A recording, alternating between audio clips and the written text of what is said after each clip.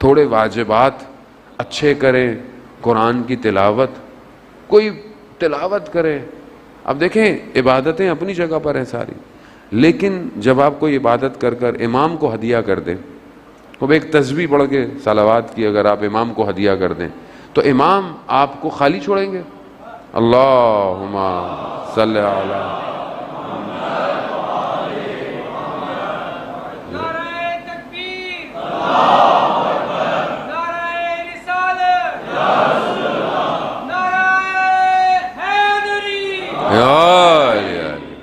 عزیزان محترم، خوب ایک عالم دین نے ایک شخص سے کہا کہ کچھ اور چیزیں بھی پڑھنے کو کہیں، لیکن کہا کہ 5 قرآن کی آیات ڈیلی پڑھ کے امام کو ہدیہ کر دو. اب اس میں کوئی مشکل کام ہے؟ کتنے واٹس ایپ کے میسیجز ہم پڑھتے ہیں صبح شام، فیس بک کے اسٹیٹس پڑھتے ہیں. 5 قرآن کی آیتیں پڑھنے میں کتنی دیر لگتی ہے؟ تو ہم کچھ تو کریں امام کے لیے. بھائی کچھ کریں گے تو آپ کے پاس کچھ تو ہو کہ مولا یہ میں کرتا تھا آپ کی، صرف آپ کی خاطر. تو اپنی زندگی میں بنائیں کہ ہم امام کے لیے کیا کریں. عزیزان محترم، بہرحال امام کی تڑپ بڑی ضروری ہے. یہ تڑپ ہوگی تو ہی انسان کسی کمال پہ پہنچے گا. علامہ بحر العلوم کے بہت بڑے عالم دین سید بحر العلوم اپنے زمانے کے، کہ یہاں تک کہ بعض علماء بیان کرتے ہیں کہ جو عالم برزخ جو جنت ہے اس میں کچھ لوگوں کی ڈیوٹیاں ایسی ہیں کہ ان کی روحیں کبھی بھی نہیں آئیں.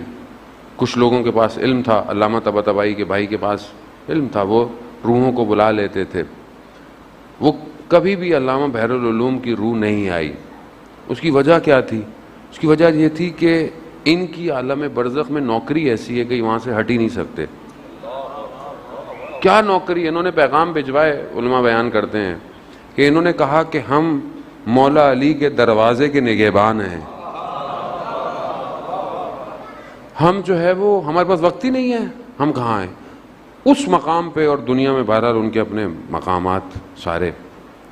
ان سے پوچھا ایک دفعہ، علامہ طباطبائی نے اس بات کو مشہد مقدس میں ان سے کسی نے پوچھا تو انہوں نے کہا کہ فلاں عالم دین ان کے ساتھ مرزا کمی، جو کہ کم میں شیخین قبرستان میں دفن ہے، مرزا کمی، جن کے لیے یہ کہا جاتا ہے، خود ان کا مقام ایسا ہے کہ کم کے معاملات میرے سے حل کروایا کرو، بی بی معصومہ کے پاس نہیں جایا کرو. وہ عالم کی شفاعت کے لیے ہیں. وہ ان کے ہم کلاسی تھے، ساتھ اٹھتے بیٹھتے تھے، پڑھتے تھے. یہ کہہ رہا ہے میں بعد میں گیا عتبات یعنی نجف زیارتوں پہ، تو کچھ لوگ بیٹھے ہوئے تھے. جب لوگ کم ہو گئے تو میں نے ان سے کہا کہ ہم دونوں ساتھ پڑھتے تھے، ہم مباحثی بھی تھے، لیکن جو آپ کے پاس ہے وہ ہمارے پاس نہیں. ماجرا کیا ہے؟ حالانکہ خود بھی بڑے مقام پہ تھے، لیکن جو آپ کے پاس ہے وہ ہمارے پاس نہیں. تو کہتے ہیں انہوں نے کہا کہ میری عادت تھی رات کو میں شب میں مسجد کوفہ میں عبادت کرتا تھا اور صبح جو ہے وہ درس پہ آ جاتا تھا.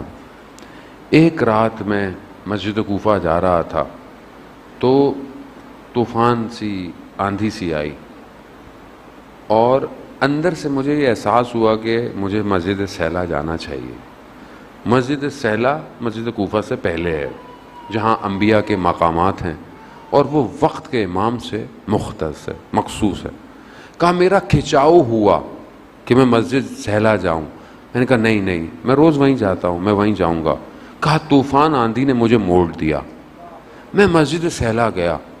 میں مسجد سیلا میں جیسے ہی داخل ہوا اور وہاں پر میں نماز عبادت میں، تو میں نے دیکھا کہ کوئی شخص مقام امام زمانہ پہ بیٹھا قرآن کی تلاوت کر رہا ہے. کہا میں نے ایسی تلاوت کبھی نہیں سنی. اس تلاوت نے، اس چیز نے مجھے کھینچا. جب میں قریب ہوا، رات تھی، تاریکی تھی، تھوڑا خوف بھی تھا. جب میں اور ہوا تو مجھے آواز دی. مہدی نام تھا ان کا بھی، مہدی بحر العلوم. کہا مہدی ہمارے قریب آؤ. کہا میں تھوڑا سا آگے بڑھا، کہا دوبارہ کہا کہ ہمارے قریب آؤ، کہا میں تھوڑا اور آگے بڑھا، تو امام تھے، امام نے فرمایا کہ دیکھو ادب کا تقاضا یہ ہے جب بلایا جائے تو آ جاؤ۔ کہہ رہے ہیں میں قریب آیا، امام نے اپنا سینہ میرے سینے سے لگایا، صدر سینے سے علم سینے کو دیا، کہا یہ سب اس عطا کی دین ہے۔ یعنی امام کہاں پہنچ گئے لوگ تاریخ میں۔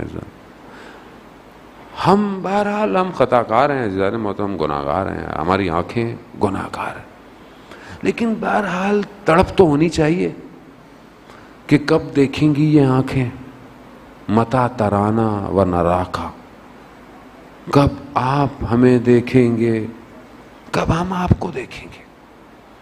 عزیزون الیہ دعائے ندبہ پڑھتے ہیں آپ لوگ ماشاءاللہ، میں پوری مخلوق کو دیکھتا ہوں مگر آپ کو نہیں دیکھتا۔ غم نہیں ہے، افسوس نہیں ہے، پریشانی نہیں ہے۔ ابھی میں نے یہاں مجلس میں آنا اور میں نہ آؤں، آپ بولیں گے کہاں رہ گئے مولانا، ادھر دیکھیں گے ادھر دیکھیں گے، کوئی گھڑیاں دیکھیں گے کوئی یہاں دیکھیں گے، 5 منٹ بھی دیر ہو جائے اور ایک شخص 1186 سال 87 سال ہو گئے نہیں آیا، ہم تڑپ ہی نہیں رہے، ہم کبھی گھڑی دیکھتے ہی نہیں ہیں، ہم کبھی کیلنڈر ہی نہیں دیکھتے، مولا آج بھی نہیں آئے۔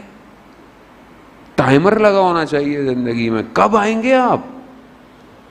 یہ سب مجلسیں کس لیے ہیں؟ یہ محفلیں کس لیے ہیں عزیزان محترم؟ کس کے لیے؟ میرے لیے، آپ کے لیے، انجمن کے لیے، ٹرسٹ کے لیے نہیں۔ اس سب کا اصلی عزادار وہی ہے، اس سب کا اصلی صاحب وہی ہے، مالک وہی ہے۔ ہم لوگ کھوکھلے ہیں، ہمارے پاس کچھ نہیں ہے عزیزان محترم۔ ہم جمع اس لیے ہوتے ہیں کہ شاید وہ آ جائے، کسی دن نظر آ جائے۔ کب تک یہ زندگی بغیر اس کے گزرے گی؟ یہ ستارے زندگی کے غروب ہو گئے اور وہ نہ آیا، کیا ہوگا؟ کہاں ہے وہ زندگی میں؟ بہت ضروری ہے عزیزان محترم۔ اگر امام، ہم بھی جب کم گئے تھے ہمیں بھی یہی تھا کہ شاید کم کی گلیوں میں امام مل جائے گا، لیکن ہم بھی جا کے کم میں گم ہو گئے۔ لیکن یہ بھی خود ان کا لطف رہا، کرم رہا کہ انہوں نے ہمیں استعمال کیا کہ جاؤ لوگوں میں اور لوگوں کو ہماری محبت کی طرف بلاؤ۔ یہ خود ان کا کرم ہے، اس میں ہمارا کوئی کمال